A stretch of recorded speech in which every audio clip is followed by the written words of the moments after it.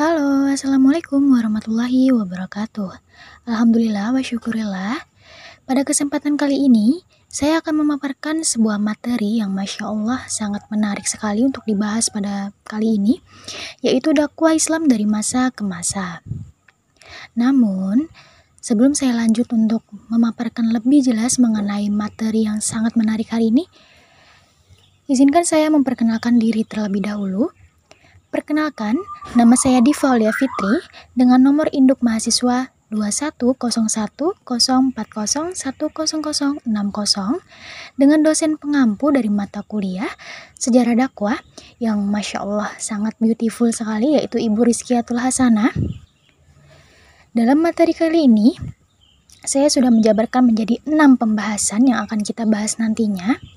Materi pertama yaitu dakwah Islam dalam masa Khulafaur Rasyidin. Khulafaur Rasyidin adalah 4 khalifah yang memimpin setelah wafatnya Nabi Muhammad, yaitu Abu Bakar As-Siddiq, Umar bin Khattab, Utsman bin Affan, dan Ali bin Abi Thalib. Yang pertama, Abu Bakar As-Siddiq.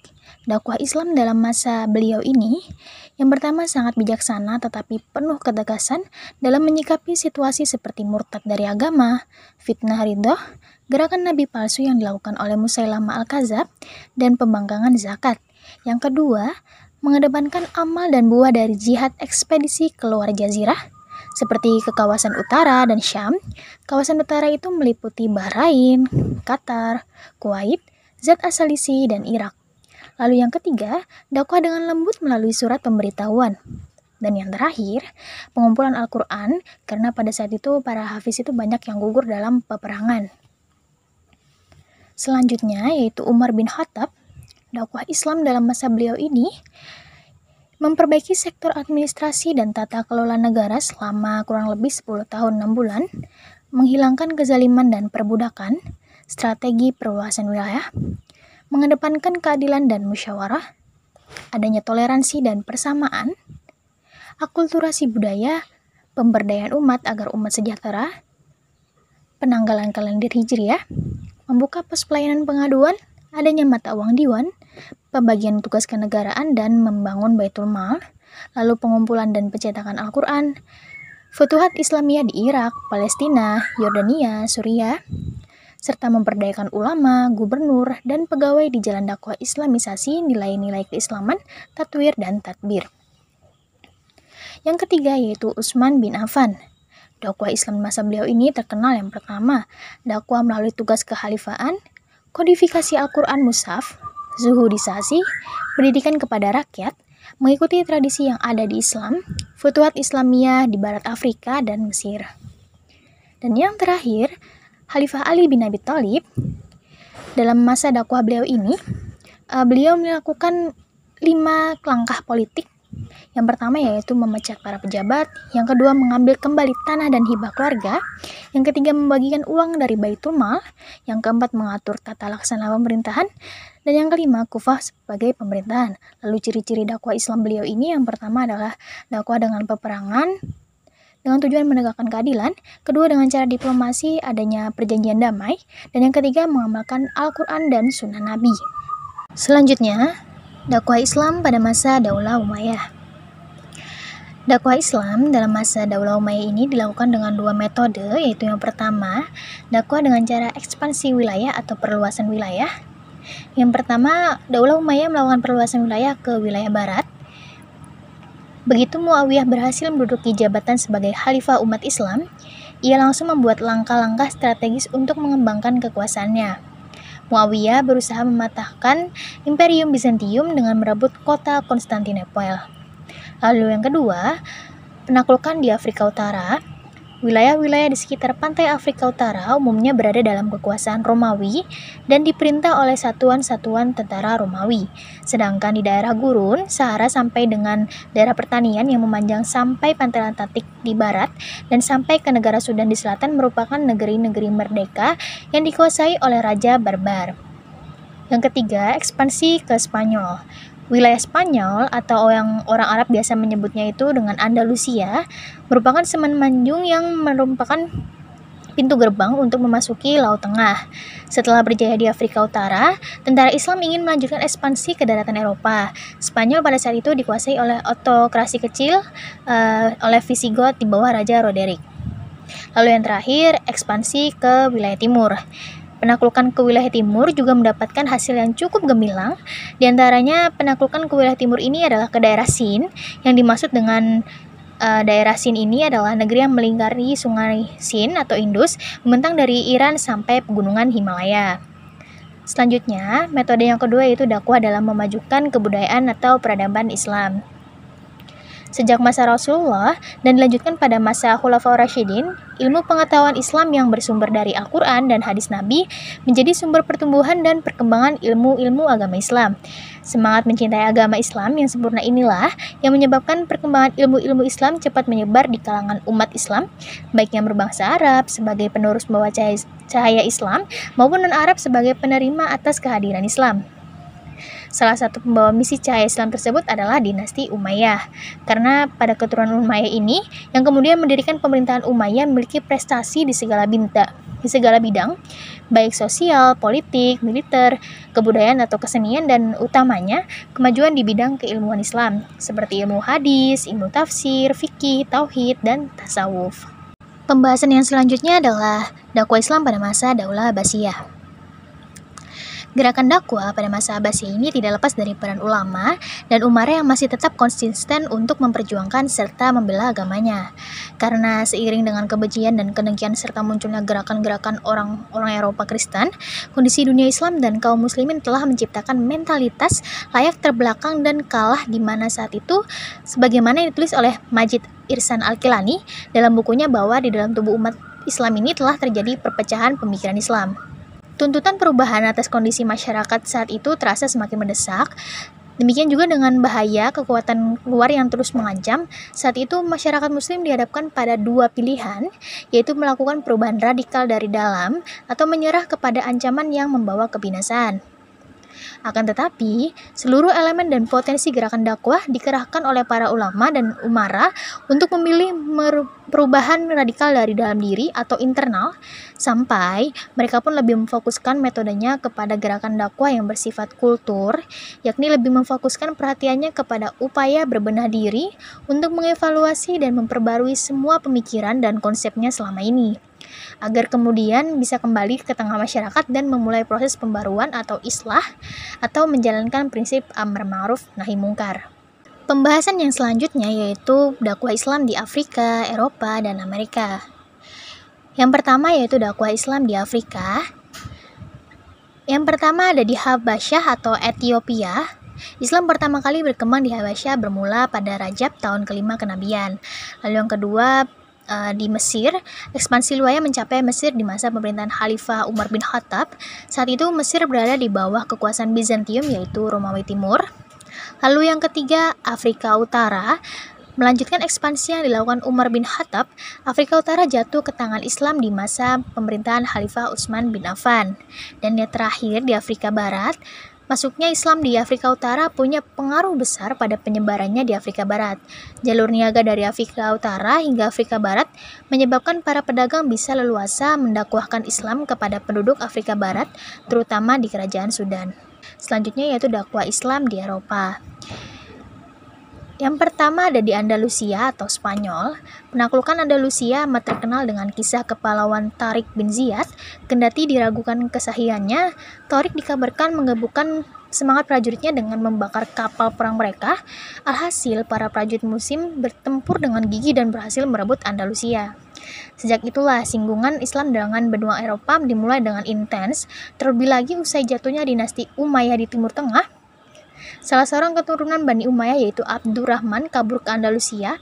Di Andalusia, Abdurrahman mendirikan dinasti Umayyah yang bertahan selama 265 tahun sejak tahun 756 sampai 1065 Masehi. Dinasti Umayyah di Andalusia ini merupakan saingan dinasti Abbasiyah di kawasan Timur Tengah. Di masa kejayaan Islam di Andalusia, lahir banyak ilmuwan terkemuka seperti Abdur Rabbi, Ali ibnu Hazm, Al-Khatib, Ibnu Khaldun, Al-Bakri, Al-Idrisi, Ibnu Rushd, Ibnu Battuta, dan lain sebagainya. Di masa itu, Andalusia menjadi pusat peradaban dan kebudayaan. Banyak pelajar dan mahasiswa dari pelosok dunia menuntut ilmu di Granada, Cordova, Seville, dan Toledo. Selanjutnya di Rusia. Sebagaimana di Andalusia, wilayah Rusia juga jatuh ke tangan umat Islam di bawah kekuasaan dinasti Umayyah. Panglima Qutaibah bin Muslim berhasil menjebol pertahanan Rusia di masa kekhalifahan Walid bin Abdul Malik. Setelah itu banyak penduduk Rusia yang menyambut dakwah Islam. Mulai dari tahun 86 sampai 91 Hijriah, semua wilayah Rusia dikuasai Islam, bahkan pengaruhnya mencapai perbatasan Cina. Peninggalan Qutaibah bin Muslim yang bisa dilihat hingga sekarang adalah Masjid Jami Qutaibah di Bukhara. Qutaibah bin Muslim juga yang pertama kali mengizinkan penerjemahan Al-Quran ke bahasa setempat. Sehingga saat ini jumlah penduduk muslim di Rusia tergolong besar, diperkirakan sebanyak 18% dari total penduduknya atau 25 juta warga Rusia beragama Islam. Melihat perkembangannya yang pesat, diprediksi pada 2050, Rusia akan menjadi negara Islam terbesar di benua Eropa. Yang ketiga yaitu dakwah Islam di Inggris. Terdapat sejumlah organisasi Islam di Inggris yang membantu penduduk muslim di sana, sebagai misal Organisasi Majelis Islam Eropa atau The Islamic Council of Europe yang berada di Inggris. Organisasi ini berfungsi sebagai pengawas kebudayaan Eropa. Ada juga Persatuan Organisasi Islam di Inggris, yaitu The Union of Muslim Organization, serta Islamic Foundation and Muslim Institute yang bergerak di bidang penelitian. Umat Islam di Inggris berjumlah sekitar 1,5 juta penduduk. Islam adalah agama terbanyak kedua yang dianut penduduknya setelah Kristen.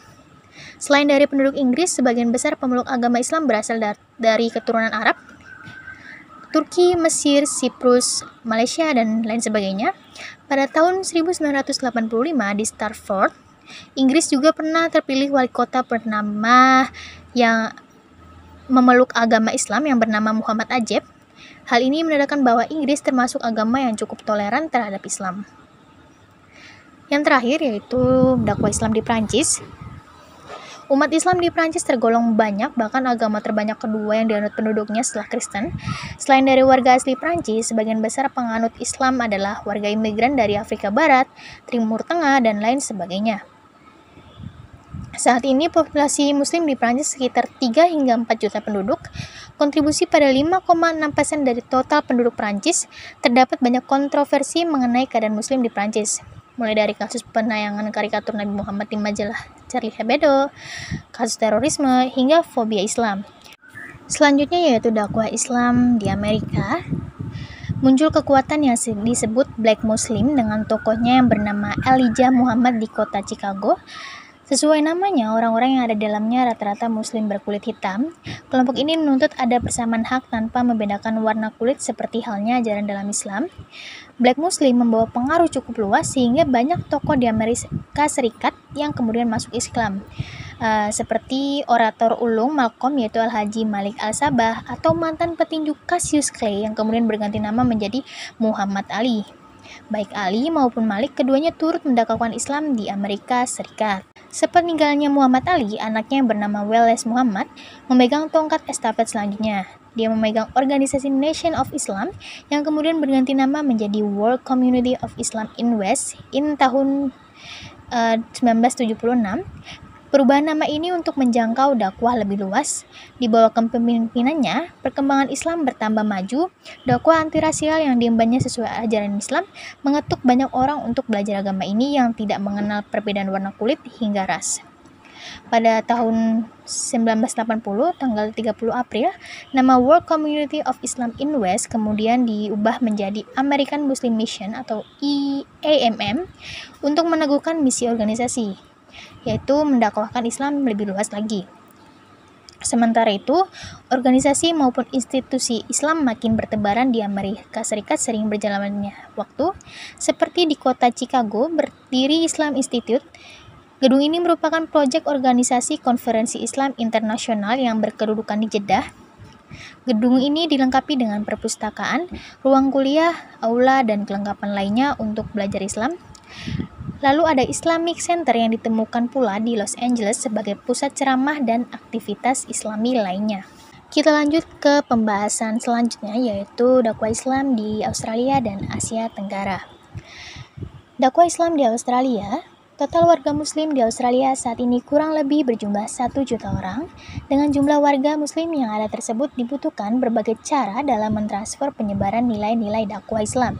Salah satu caranya yaitu dengan mendirikan lembaga-lembaga pendidikan yang berbasis pendidikan Islam. Saat ini lembaga Islamic Council di Australia sedang gencar membangun sarana pendidikan yang berbasis pendidikan Islam dengan tujuan yaitu untuk lebih jauh mentransfer nilai-nilai keislaman kepada masyarakat Islam di Australia. Sosok Kiai Haji Ahmad Dahlan yang merupakan pendiri Gerakan Islam Muhammadiyah merupakan tokoh Islam yang dapat menjadi panutan bagi umat muslim dalam melakukan dakwah. Bentuk dakwah Kiai Haji Ahmad Dahlan yang hingga saat ini dapat dirasakan oleh umat Islam adalah praktek-praktek nyata ajaran Islam yang disalurkannya melalui dakwah dan memberikan manfaat yang besar bagi masyarakat. Dampak dari dakwah Kiai Haji Ahmad Dahlan telah sampai ke Australia. Hal tersebut ditandai dengan adanya pimpinan cabang istimewa Muhammadiyah atau PCIM di wilayah Australia.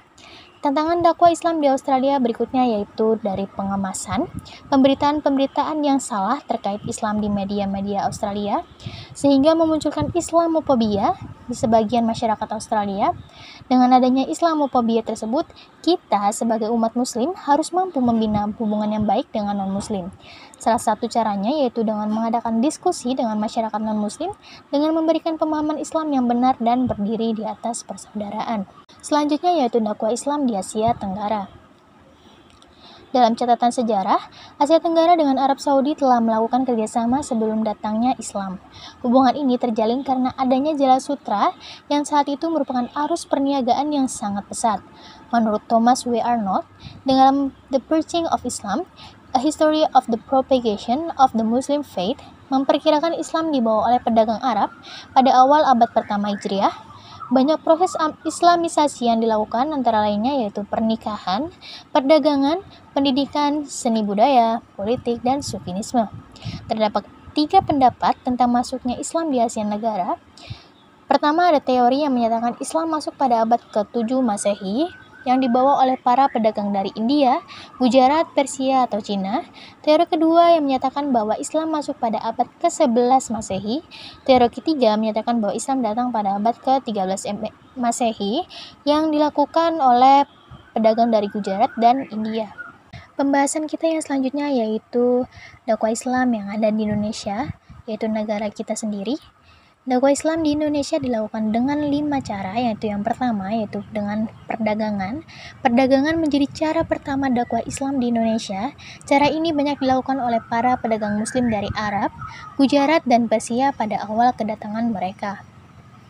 Yang kedua, melalui jalur perkawinan.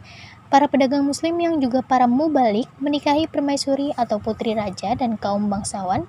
Hal ini memudahkan tersebarnya agama Islam di kalangan kerajaan. Yang ketiga, dengan cara pendidikan.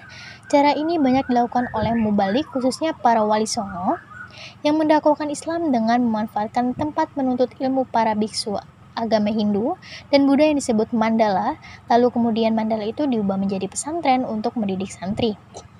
Yang keempat, dengan cara tasawuf. Dalam tasawuf, ajaran Islam sangat mengedepankan toleransi dengan budaya setempat. Hal ini dapat diketahui dari banyak acara bangunan, penanggalan bahasa, dan kesenian budaya lokal yang bercorak Islam. Dan yang terakhir, dengan cara kesenian. Melalui kesenian yang ditonton, masyarakat mengenal dan menerima Islam dengan baik tanpa paksaan. Hal ini dilakukan oleh Songo dan para mubalik untuk menyebarkan agama Islam dengan menyisipkan dakwah dan nilai Islam dalam pertunjukan kesenian. Dan hanya itu saja materi yang dapat saya paparkan. Semoga teman-teman bisa memahaminya dan semoga bermanfaat bagi semua orang. Wassalamualaikum warahmatullahi wabarakatuh.